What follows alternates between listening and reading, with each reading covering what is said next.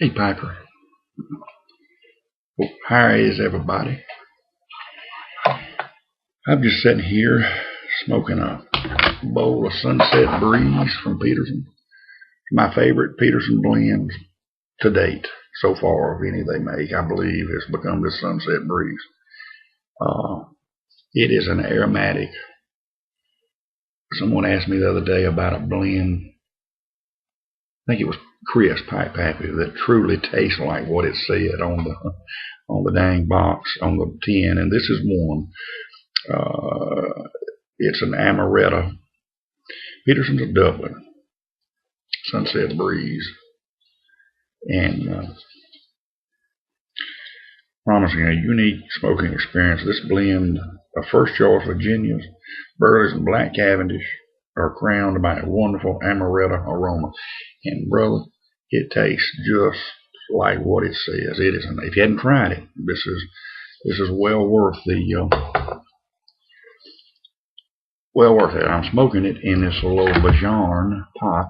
My wife had gotten it back some time ago, a year or so back, and this one and the little tinderbox pipe that's a pot that's got the little, I call it a honey colored stem, are my two favorite pipes. These are the best smokers, best draw, best. They don't burn hot. They complement any blend. Love the way they feel in the hands, and it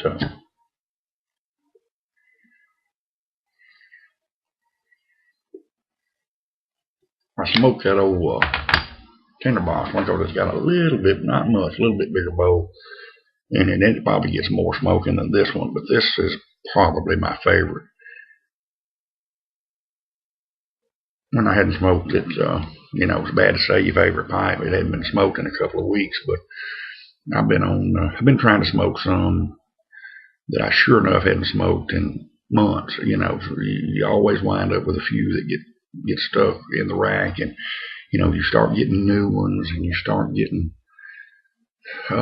first thing you know, some of the old favorites, or even not so favorite, just get put on the back burner, so to speak. And I've been trying to smoke some of those, and certainly on video trying to smoke some of them. I've got all of my pipes, but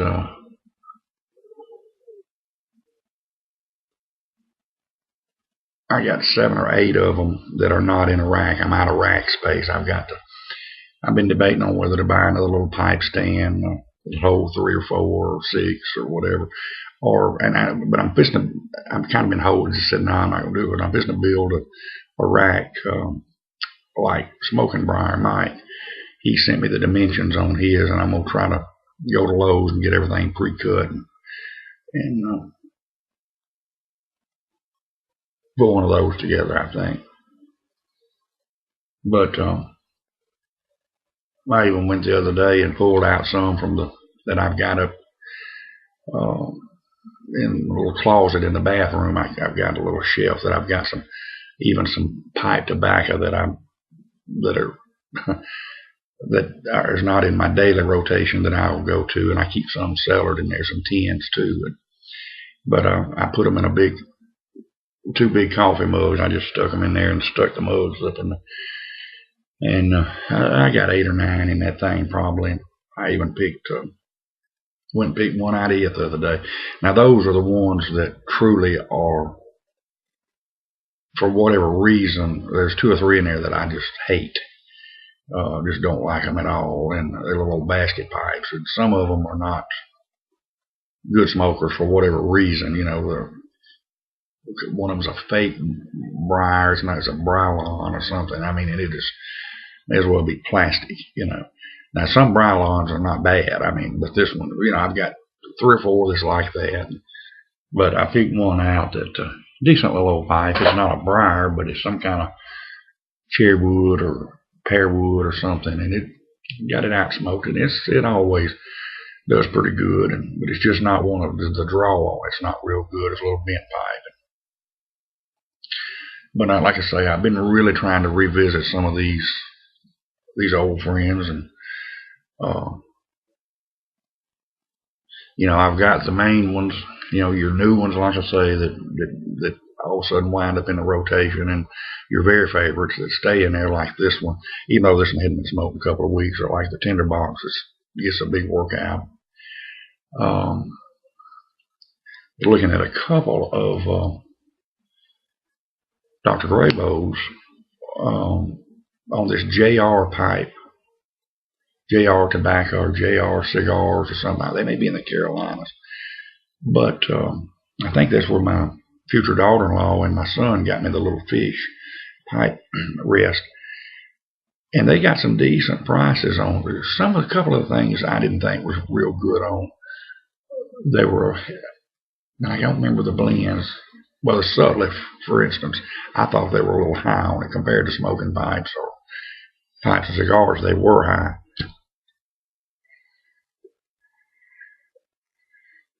They got a few pipes and some basket stuff and some Petersons and some Rat Raised pipes and some Dr. Grabo's. Dr. Grabo had a collector's pipe. I think it was $38. That's a good looking little pot. I may order that thing. And it may not have been, it may have been $28 or something.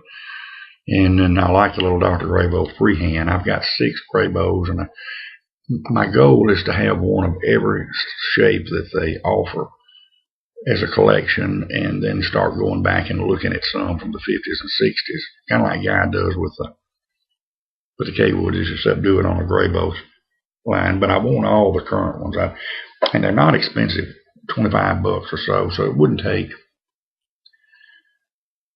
over the course, if you did it over a year or so and just played with it, I might have to invest a couple of $100 to finish out what I want. But now that's not talking about the collectors, but the ones, you run across new old stock unsmoked from the 50s or 60s. Now you may pay whatever on eBay for them, and I don't know how much of that I can do. A little here and there, but I do want to get all the current ones, and just to have just something fun to do and have their entire line, and I've got some Grabos. Matter of fact, every one of them. The only one that I don't really like is a little Savoy.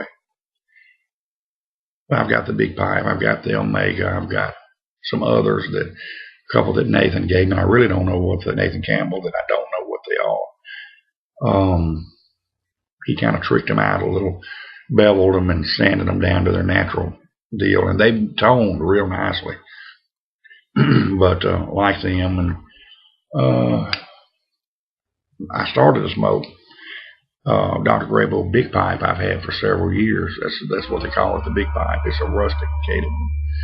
It's a great smoker, and I went ahead and opted for this one.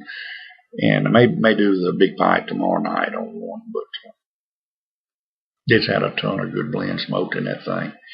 But there ain't nothing wrong with a Dr. Grabo. Some people stick their nose up at them, but all out of the 6 that I've got, the little Savoy is the only one, and it's not a bad smoker. The only problem is they misdrilled it's a little hard to run a pipe cleaner through it, and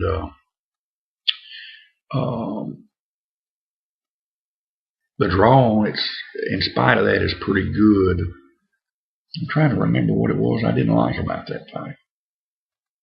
Maybe it burned hot or something. I don't know, but Dr. Grabo's, they're supposedly pre-smoked, but that I don't like the break-in of them. They have a kind of a wang to them.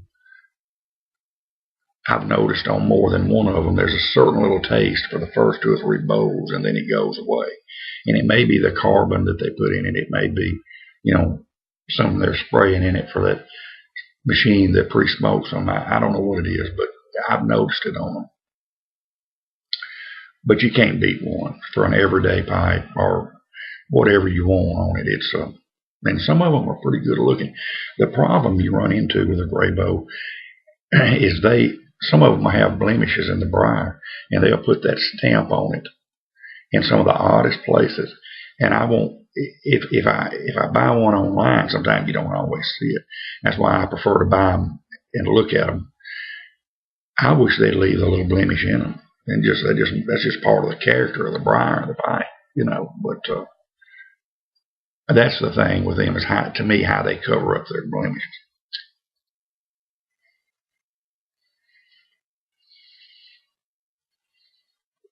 And let's face it, for a $28 pipe, they're not using, they're not going to cull a piece of briar because of a blemish. But as far as I'm concerned, they can leave their little stamp off of it.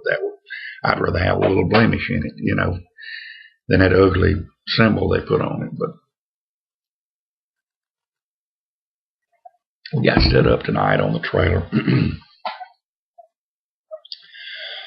Really didn't open. Well, we did open it. We had 5 or 6 customers. We managed to do $30, $35 in business, but we didn't go with the intention to open. But a couple started walking up. So, well, we thought you might be open. And I said, well, what would you like? I'll cook it. Well, they wanted hamburgers, so I fried them one up. And so a couple more came up. So I wound up selling a few hot dogs, some hamburgers, and fried up some French fries. And of course, I wound up having to throw out a batch because I over-fried, fried too many, thinking we might do a little more. But mainly we were just setting up. And that was the very first time we'd ever run that thing on a generator. And I got all the adapters. I managed to find one. And we're running the entire trailer on that generator. I was worried it wouldn't. And I really believe tomorrow's supposed to get up to 70. I think it'll run the air conditioner on it. It's a big generator, 7,500 watt. And, if you run your air, you may have to cut it off if you turn a microwave on or something. You may have to compensate. But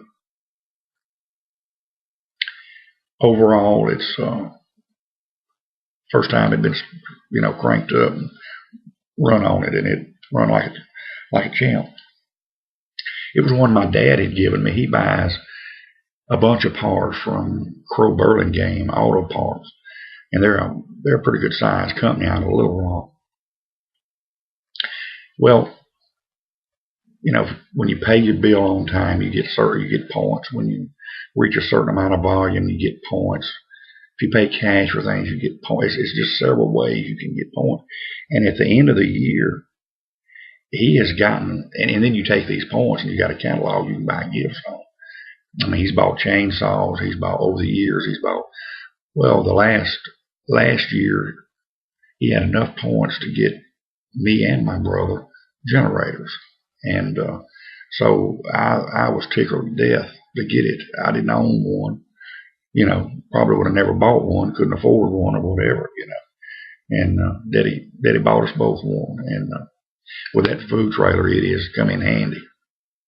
And if you lose your electricity in the winter or something, it just helps.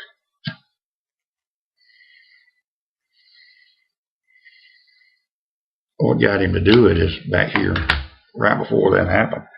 We're closed on Mondays. Well, we got a call that they had a power outage.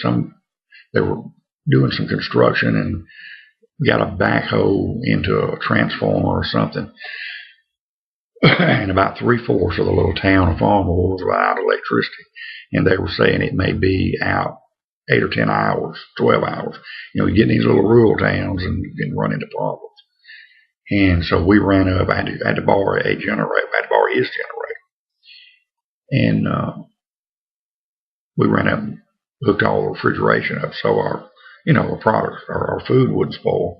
Got that running. And so it was about time for him to get his points in. And he bought us both one, my brother and I both. So traded his points in for us. So my dad has always been good that way toward us. He has always been very generous with things like that. He one day with his house, he called me up. He said, "Look, the house we live in," he said, "I got a guy that's going to come by there tomorrow. If you can meet him about 2 o'clock." And he said, "I'm going to have some insulation blown in your roof, in your attic." He said, "It's probably been 15, 20 years since it probably needs it." I don't know what it cost him, but he sent this guy's insulation guy out here. They blowed the whole, just things like that, Very blessed. Well, we've killed another 15 minutes, and I've had enjoyed it. I would say killed it. It's been fun. we'll catch y'all tomorrow night, and I'll let you know how we did tomorrow. Y'all keep us in your prayers on that tomorrow. And y'all take care. Have a good one. God bless.